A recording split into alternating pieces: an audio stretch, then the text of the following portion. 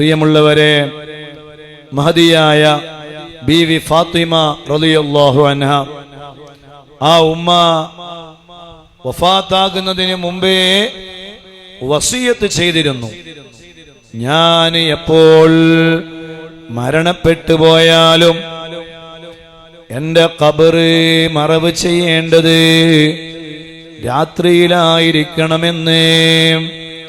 സുബ്ഹാനല്ലാഹ്. അത് മാത്രമല്ല, എന്റെ ജനാസ കൊണ്ടുപോകുമ്പോ ആ ജനാസ കൊണ്ടുപോകുന്ന ആ പലകയുടെ മുകളില് പ്രത്യേകമായി ഒരു അടപ്പ് അടച്ചു വച്ചിട്ടായിരിക്കണം എന്റെ ജനാസ അതിനകത്ത് വെച്ചുകൊണ്ടായിരിക്കണം കൊണ്ടുപോകേണ്ടത് എന്ന് ബീവി ഫാത്തിമ റളിയല്ലാഹു അൻഹ. എന്തിനാണ് അങ്ങനെ പറഞ്ഞത്? മുത്തുമൂമിനീങ്ങളെ, മുത്തുമൂമിനാത്തുകളെ, അഥവാ ഖബറിലേക്ക് കൊണ്ടുപോകുന്ന സമയത്ത് എൻ്റെ ശരീരം ആരും കാണണ്ട. അതുപോലെ എൻ്റെ ജനാസ ഖബറിലേക്ക് വെച്ച് ആ ജനാസയുടെ മൂടുപടമടിച്ച് ഒരു പിടി മണ്ണ് വെക്കുമല്ലോ. ആ ഒരു പിടി മണ്ണ് വെക്കുന്ന സമയത്ത് പോലും എൻ്റെ ഒരു മുടിയുടെ ചെറിയ ഒരു ഭാഗം പോലും ആളുകൾ കാണാതിരിക്കാൻ വേണ്ടി എൻ്റെ ജനാസ രാത്രിയിൽ മറവ് ചെയ്യണേ ബീവി ഫാത്തിമ റളിയല്ലാഹു അൻഹ. പക്ഷേ ഫാത്തിമ ഉമ്മ റളിയല്ലാഹു അൻഹ കിടക്കുന്ന സ്വർഗത്തിൽ കിടക്കണമെന്ന് ആഗ്രഹിക്കുന്നവരല്ലേ നമ്മള്? ആ ഉമ്മാക്ക് സ്വർഗത്തിൽ ഒരുപാട് അതേ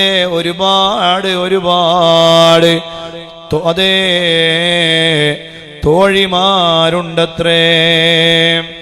ആ തോഴിമാര് സ്വർഗത്തിലേക്ക് ഫാത്തിമ ബീവിയെയും കൂട്ടിപ്പോകുന്ന ഒരു രംഗമുണ്ടത്രേ. സുബ്ഹാനല്ലാഹ്, വല്ലാത്തൊരു ആനന്ദമായിരിക്കൂലേ.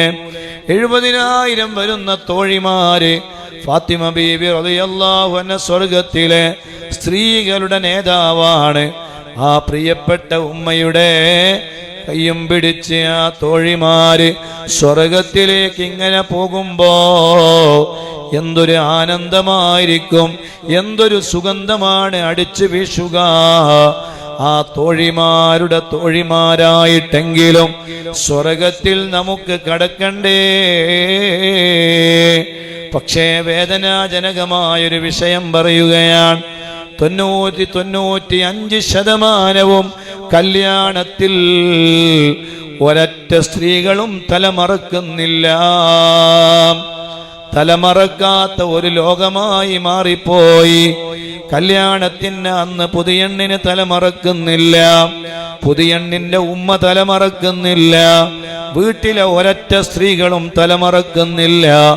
എന്നിട്ട് മുടിയും കാണിച്ചിട്ട് പ്രത്യേകമായ വസ്ത്രവിധാനങ്ങൾ ധരിച്ചുകൊണ്ട് അങ്ങനെ അങ്ങ് കല്യാണ പരിപാടികൾക്കിടയിൽ യാതൊരു മറയുമില്ലാതെ കല്യാണ പരിപാടികളിൽ പങ്കെടുക്കുന്ന ഒരുപാട് ആളുകളെ നമ്മൾ കാണേണ്ടി വരികയാണ്. നഊദു ബില്ലാഹ്.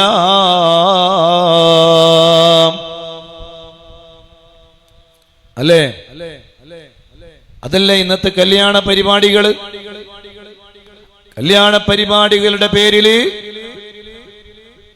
നടക്കുന്ന ഒരുപാട് അനാചാരങ്ങളും ഒരുപാട് വേണ്ടാത്ത പ്രവർത്തനങ്ങളുമുണ്ട്.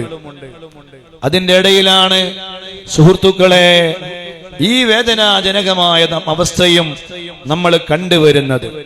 അഥവാ കല്യാണത്തിന്റെ അന്ന് ഒരു സ്ത്രീക്കും അവരുടെ മുടി കാണിക്കാം, തലമറക്കേണ്ടതില്ല എന്ന ഒരു നിയമം അള്ളാഹുവിന്റെ ദീനിൽ ഇല്ല. കല്യാണമായാലും എന്ത് പരിപാടിയായാലും സ്ത്രീകൾ അവരുടെ ഒരു മുടി പോലും അന്യ പുരുഷന്മാരെ കാണിക്കാൻ പാടില്ല എന്നതാണ് അള്ളാഹുവിന്റെ ദീൻ പഠിപ്പിക്കുന്നത്. വളരെ കർശനമാണ് അള്ളാഹുവിന്റെ നിയമം ആ വിഷയത്തില്. പക്ഷേ കല്യാണത്തിന് എന്തോ ഒരു ഹലാലായ മാതിരിയാണ്. എല്ലാ കല്യാണ പരിപാടികളിലും ഒരൊറ്റ പുതുനാട്ടിയോ പുതുനാട്ടിയുടെ കുടുംബക്കാരോ ആരും തലമറക്കുന്നില്ല. അതിന്റെ ഇടയിൽ വളരെ ന്യൂനപക്ഷമായ കുറഞ്ഞ ആളുകൾ അൽഹംദുലില്ലാഹ് അവര് നല്ല മുഖത്ത് നല്ല സ്കാഫ് ധരിച്ച് അതുപോലെ തന്നെ മുടികളൊന്നും പുറത്ത് കാണിക്കാതെ അങ്ങനെ നല്ല വൃത്തിയോടുകൂടെ അള്ളാഹുവിന്റെ ദീന് അനുശ്വാസിക്കുന്ന രൂപത്തിൽ നല്ല പുതുനാട്ടിമാരായി വരുന്ന ആളുകളുമുണ്ട്, ഇല്ല എന്ന് ഞാൻ പറയുന്നില്ല. പക്ഷേ 95% ഈ ഒരു അവസ്ഥയിലാണ് ഇന്ന് കല്യാണങ്ങൾ ആഘോഷിക്കുന്നത്. എന്ത് അടിസ്ഥാനത്തിലാണിത്? ബീവി ഫാത്തിമ റളിയല്ലാഹു അൻഹാ അവിടുന്ന് വഫാത്താകുന്നതിന് മുമ്പ് വസിയത്ത് ചെയ്തു, ഞാൻ മരിച്ചാൽ എന്റെ ജനാസ രാത്രിയിൽ ഖബറടക്കണം. എന്തിനു വേണ്ടിയാണത്? രാത്രിയിൽ ഖബറടക്കുന്ന സമയത്ത് എല്ലാവരുടെയും മുഖത്ത് ഒരു പിടി മണ്ണ് വെക്കും. ഏത് മുടി കാണിച്ച് കല്യാണം കഴിച്ച പെണ്ണായാലും മുടി കാണിക്കാതെ കല്യാണം കഴിച്ച പെണ്ണായാലും ഏത് മുഖത്ത് എന്ത് സൗന്ദര്യവർദ്ധക വസ്തുക്കൾ ധരിച്ച് നിങ്ങൾ ജീവിച്ചാലും നിങ്ങൾ അടിച്ച് പൊളിച്ചാലും എല്ലാവരും ഒരു ദിവസം ഖബറിൽ കിടക്കും. ആ ഖബറിൽ കിടക്കുന്ന സമയത്ത് അവരുടെ മുഖത്തിന്റെ താഴെ വെക്കുന്നത്, കവിളിനോട് ചേർത്ത് വെക്കുന്നത് ഒരു പിടി മണ്ണാണ്. ആ മണ്ണിലേക്കാണ് ചേർത്ത് വെക്കുന്നത്.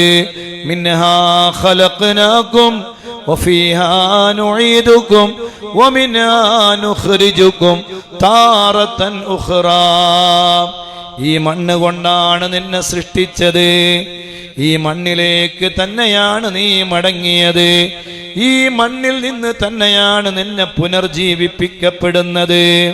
സുബ്ഹാനല്ലാഹ്, വല്ലാത്തൊരു വർത്തമാനമല്ലേ. ആ ഒരു പിടിമണ്ണ് വെക്കുന്ന സമയത്ത് എന്റെ ഒരു മുടി പോലും അന്യര് കണ്ടുപോകണ്ട. ആ ഫാത്തിമ ഉമ്മ കിടക്കുന്ന സ്വർഗം 70,000 തോഴിമാരുടെ കൂടെ ഫാത്തിമ ഉമ്മ സ്വർഗത്തിലേക്ക് പോകുമ്പോ ആ തോഴിമാരുടെ തോഴിമാരോ അവരുടെ തോഴിമാരുടെ തോഴിമാരുടെ തോഴിമാരോ ആയിട്ട്, ഓ ഉമ്മമാരെ, ഓ പെങ്ങളെ, ഓ സഹോദരി, നമുക്ക് സ്വർഗത്തിലേക്ക് പോകണ്ടേ? അതിന് നിന്റെ ഈ ജീവിതം തടസ്സമാണ്. ജീവിതത്തിലെ ഏറ്റവും ആനന്ദത്തിന്റെ ദിവസം, ഏറ്റവും അതേ സുന്ദരമായ നിമിഷം നീ കടുത്ത ഹറാമ് ചെയ്യുകയാണ്.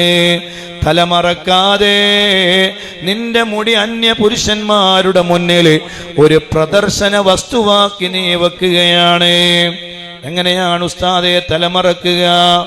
കാരണം അത് 25,000 30,000 ഒക്കെ ചെലവഴിച്ചിട്ട് ഓരോരുത്തരും കല്യാണത്തിൻ്റെ അന്ന് പ്രത്യേകമായ വേഷവിധാനങ്ങൾ, അതേ സാരി ധരിക്കുന്നതിന് വേണ്ടി ചമഞ്ഞ് അണഞ്ഞ് ഒരുങ്ങുകയാണ്.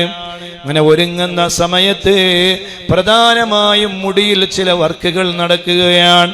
ആ മുടികൾ ആളുകൾ കാണണ്ടേ, അതെ അവരുടെ മുന്നിൽ എനിക്ക് അത് കാണിക്കണ്ടേ, അത് പ്രദർശിപ്പിക്കണ്ടേ.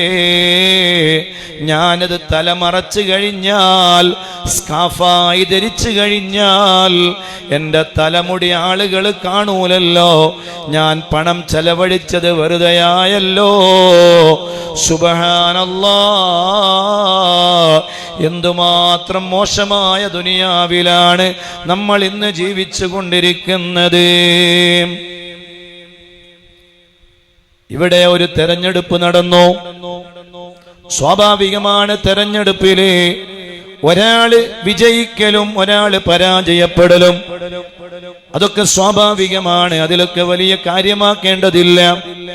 പക്ഷേ ഒരു കാലത്ത് ഏതെങ്കിലും ഒരു സ്ത്രീ അഥവാ വിജയിച്ചു കഴിഞ്ഞാൽ തന്നെ ആ സ്ത്രീയുടെ വിജയാഘോഷ പരിപാടികളിലോ അല്ലെങ്കിൽ മൊത്തത്തിലുള്ള വിജയാഘോഷ പരിപാടികളിലോ മുസ്ലിം ഉമ്മത്തിലെ സ്ത്രീകളെ സഹോദരിമാര് നടുറോട്ടിലേക്ക് ഇറങ്ങി കയ്യും കൊട്ടി പാട്ടും പാടി ആളുകളുടെ മുന്നിൽ ഷോ കാണിക്കുന്ന ഒരു അവസ്ഥ നമുക്ക് പഴയ കാലങ്ങളിൽ കാണുമായിരുന്നില്ല.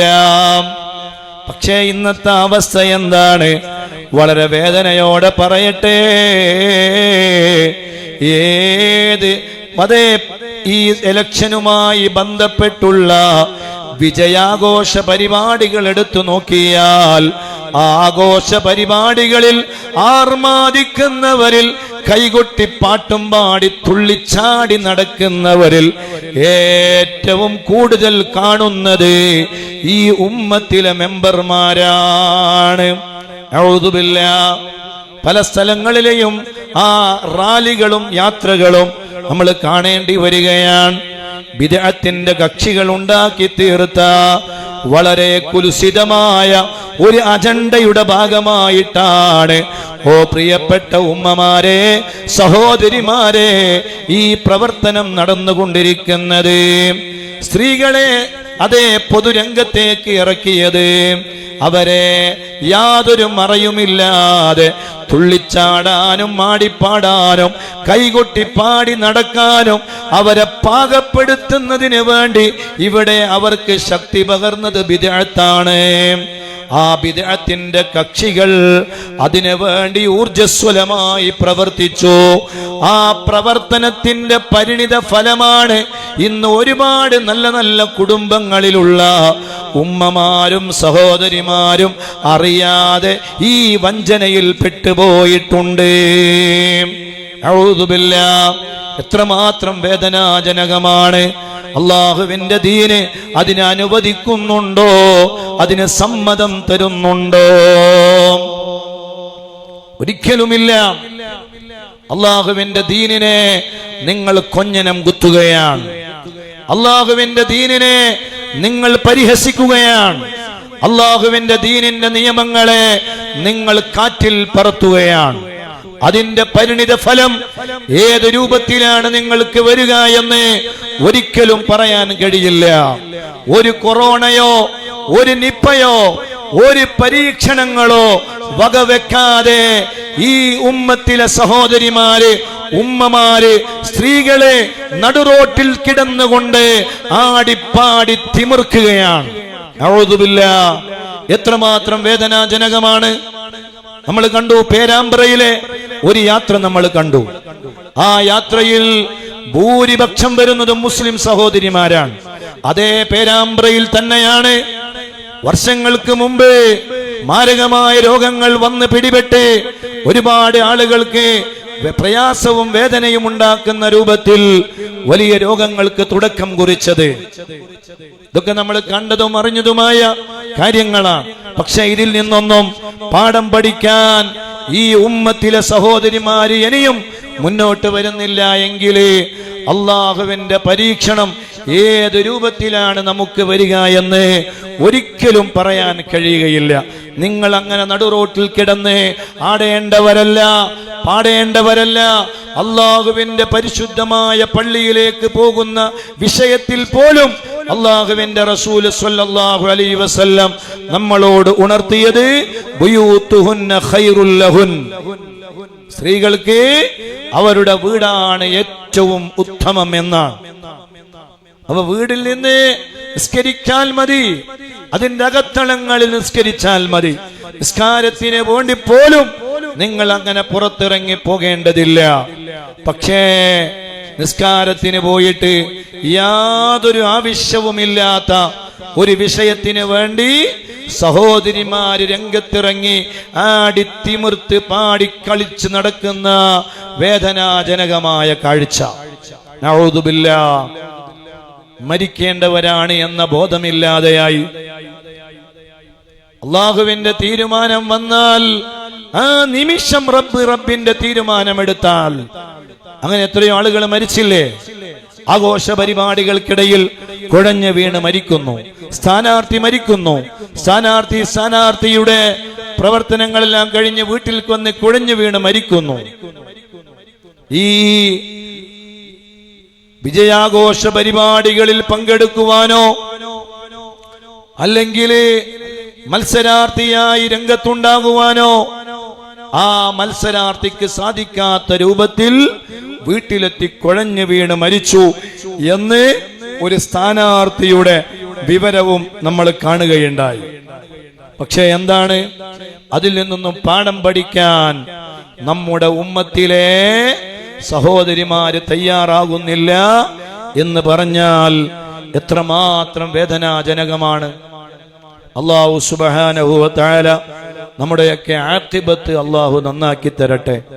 ഈമാനോടുകൂടെ ജീവിച്ച് ഈമാനോടുകൂടെ മരിക്കുന്ന മുത്തഖീങ്ങളിൽ അല്ലാഹ് ഞങ്ങളെ നീ പെടുത്തണേ റബ്ബേ.